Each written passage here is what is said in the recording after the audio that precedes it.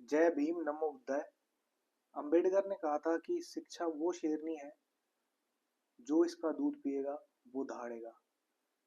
आज अंबेडकर की शिक्षा के बारे में थोड़ा गहनता से विचार करेंगे कि अंबेडकर कितने शिक्षित थे और उन्होंने कैसे कैसे अपनी शिक्षा प्राप्त करी। अंबेडकर ने सतारा नगर के रजवाड़ा चौक पर स्थित शासकीय हाई स्कूल यानी कि जो अब प्रताप सिंह हाई स्कूल में 7 नवंबर 1900 को अंग्रेजी की पहली कक्षा में प्रवेश लिया। इसी दिन से उनके जो शैक्षिक जीवन का आरंभ हुआ था, इसलिए 7 नवंबर को महाराष्ट्र में विद्यार्थी दिवस के रूप में मनाया जाता है। उस समय उन्हें भीवा कहकर पुकारा जाता था। अंबेडकर का जो बचपन का नाम था वो भीवा था।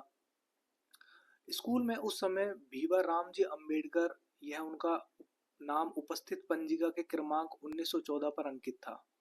जब वे अंग्रेजी की चौथी कक्षा की परीक्षा उत्तीर्ण हुए, तब क्योंकि यह अछूतों के लिए एक असामान्य बात थी, इसलिए भीमराव की इस सफलता को अछूतों ने एक सार्वजनिक समारोह के रूप में मनाया। उनके परिवार के मित्र एवं लेखक दादा केलुस्कर द्वारा स्वलिखित बुद्ध की जीवनी उन्हें भेंट दी गई। इसे पढ़कर उन्होंने पहली बार गौतम बुद्ध व बौद्ध धर्म को जाना और उनकी शिक्षा से प्रभावित हुए। उनकी माध्यमिक शिक्षा 1897 में अंबेडकर का पूरा परिवार मुंबई चला आया, जहां उन्होंने एल्फिंस्टन रोड पर स्थित शासकीय हाई स्कूल में आगे की शिक्षा प्राप्त की। उसके बाद बॉम्बे विश्वविद्यालय से में स्नातक का अध्ययन। 1907 में उन्होंने अपनी मैट्रिक परीक्षा उत्तीर्ण की और अगले वर्ष उन्होंने एल्फिंस्टन कॉलेज में प्रवेश किया, जो कि बॉम्बे विश्वविद्यालय से संबंध था। इस स्तर पर शिक्षा प्राप्त करने वाले अपने समुदाय से वे पहले व्यक्ति थे। 1912 तक उन्होंने बॉम्बे विश्वविद्यालय से अर्थशास्त्र और राजनीतिक विज्ञान में कला स्नातक यानी कि बीए की डिग्री प्राप्त की और बड़ौदा राज्य सरकार के साथ काम करने लगे। उनकी पत्नी ने नए परिवार को स्थानांतरित कर दिया था और काम शुरू किया जब उन्हें अपने बीमार पिता को देखने के लिए मुंबई वापस लौटना पड़ा, जिनका 2 फरवरी 1913 को निधन हो गया। कोलंबिया विश्वविद्यालय में स्नातकोत्तर का अध्ययन। 1913 में अंबेडकर 22 वर्ष की आयु में संयुक्त राज्य अमेरिका चले गए। वहां उन्होंने सयाजीराव गायकवाड़ तृतीय, जो बड़ौदा के गायकवाड़ थे, द्वारा स्थानांतरित एक योजना के अंतर्गत न्यूयॉर्क नगर स्थित कोलंबिया विश्वविद्यालय से स्नातकोत्तर की शिक्षा के अवसर प्रदान करने के लिए 3 वर्ष के लिए $11.50 प्रति माह बड़ौदा राज्य की छात्रवृत्ति प्रदान की गई। वहां पहुंचने के तुरंत बाद वे लिंग्विस्टन हॉल में पारसी मित्र नवल भातेना के साथ बस गए थे। जून 1915 में उन्होंने अपनी कला स्नातकोत्तर यानी कि एमए की परीक्षा पास की, जिसमें अर्थशास्त्र प्रमुख विषय था और समाजशास्त्र, इतिहास, दर्शन शास्त्र और मानव विज्ञान पर अन्य विषय भी थे।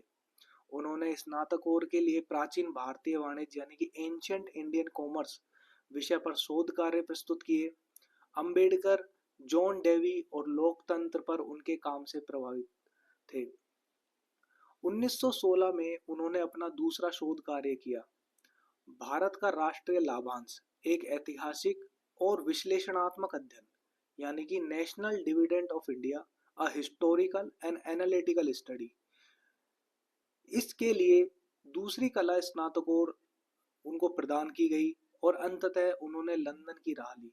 1916 में अपने तीसरे शोध कार्य ब्रिटिश प्रांत में प्रांतीय वित्त का विकास यानी कि evolution of provincial finance in British India के लिए अर्थशास्त्र में पीएचडी प्राप्त की। अपने शोध कार्य को प्रकाशित करने के बाद उन्होंने अधिकृत रूप से पीएचडी की डिग्री प्रदान की गई। मई के महीने में उन्होंने मानव विज्ञानी अलेक्जेंडर गोल्डन वेइजर द्वारा आयोजित एक सेमिनार में भारत में जातिया व उसकी प्रणाली, उत्पत्ति और विकास नामक एक शोध पत्र प्रस्तुत किया, जो उनका पहला प्रकाशित पत्र था। 3 वर्ष तक की अवधि के लिए मिली हुई छात्रवृत्ति का उपयोग उन्होंने केवल 2 वर्षों में अमेरिका में पाठ्यक्रम पूरा करने में किया और शेष लंदन गए। लंदन स्कूल ऑफ इकोनॉमिक्स में स्नातकोर का अध्ययन। अक्टूबर 1916 में ये लंदन चले गए और वहाँ उन्होंने ग्रेज इन बैरिस्टर कोर्स यानी कि विधि का अध्ययन किया, वहाँ पर प्रवेश लिया और साथ ही लंदन स्कूल ऑफ इकोनॉमिक्स में भी प्रवेश लिया, जहाँ पर उन्होंने अर्थशास्त्र की डॉक्टरेट की थीसिस पर कार्य करना शुरू किया।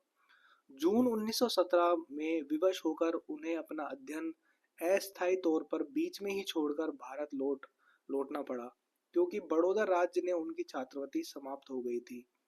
लौटते समय उनके पुस्तक संग्रह को उस जहाज से अलग जहाज पर भेजा गया था जिसमें जर्मन पनडुब्बी के टॉरपीडो द्वारा डुबो दिया गया। ये प्रथम विश्व युद्ध का काल था। उन्हें 4 साल के भीतर अपने थीसिस के लिए लंदन लौटने की अनुमति मिली। बड़ौदा राज्य के सेना सचिव के रूप में काम करते हुए अपने जीवन में अचानक फिर से आए भेदभावों से अंबेडकर काफी निराश हो गए और उन्होंने अपनी नौकरी छोड़कर एक निजी ट्यूटर या लेखाकार के रूप में कार्य करने लगे। यहाँ तक कि उन्होंने अपना परामर्श व्यवसाय भी आरंभ किया, जो उनकी सामाजिक स्थिति के कारण विफल रहा। अपने एक अंग्रेज जानकार मुंबई के पूर्व राज्यपाल लॉर्ड सिडनेम के कारण उन्होंने मुंबई के Sydenham college of commerce and economics में राजनीतिक अर्थशास्त्र के प्रोफेसर के रूप में नौकरी मिल गई। कोल्हापुर के शाहू महाराज अपने पारसी मित्र के सहयोग से कुछ निजी बचत और सहयोग करके वो एक बार फिर से इंग्लैंड वापस जाने में सफल हुए। 1921 में विज्ञान स्नातकोर की उपाधि प्राप्त की।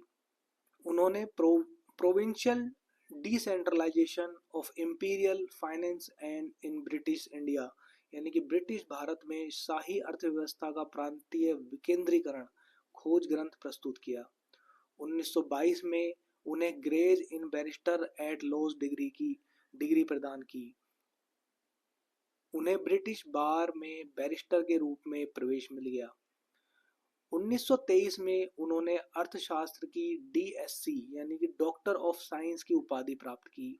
उनकी thesis the problem of rupee, its origin and it's solution यानी कि रुपए की समस्या, उसकी उत्पत्ति और इसका समाधान पर थी। लंदन का अध्ययन पूर्ण कर भारत वापस लौटते हुए भीमराव अंबेडकर 3 महीने जर्मनी रुके, जहां उन्होंने अपना अर्थशास्त्र का अध्ययन बोन विश्वविद्यालय में जारी रखा। किंतु समय की कमी से वे विश्वविद्यालय में अधिक नहीं ठहर सके। उनकी तीसरी और चौथी डॉक्टरेट LLD कोलंबिया विश्वविद्यालय 1952 और D.Litt उस्मानिया विश्वविद्यालय 1953 एक सम्मानित उपाधियां थी। जय भीम, नमो बुद्धाय।